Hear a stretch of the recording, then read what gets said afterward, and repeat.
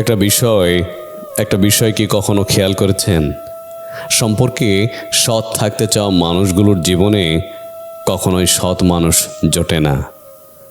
সম্পর্ক বিশ্বস্ততায় অটুট রাখতে যারা বিন্দুমাত্র মিথ্যে কথা বলে না, তাদের জীবনে কখনোই সত্যবাদী মানুষ আসে না। ভালোবেসে যারা নিজের সবটুকু সুখ প্রিয় মানুষটির জন্য বিসর্জন দিতে পারে, তাদের কপালে কখনোই মানসিক শান্তি দেওয়ার মানুষটি মেলে না।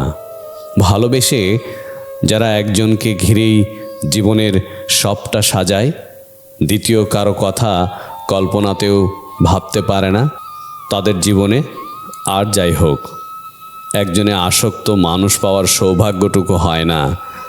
আসলে জীবনের হিসাবটা বড্ড জটিল। এখানে 2 2 4 কিংবা 3 3 6 হয় না, বরং বলা যায় হিসাবগুলো বড্ড উল্টো। ভালো মানুষের কপালে খারাপ, আর খারাপের কপালে ভালো মানুষই জোটে।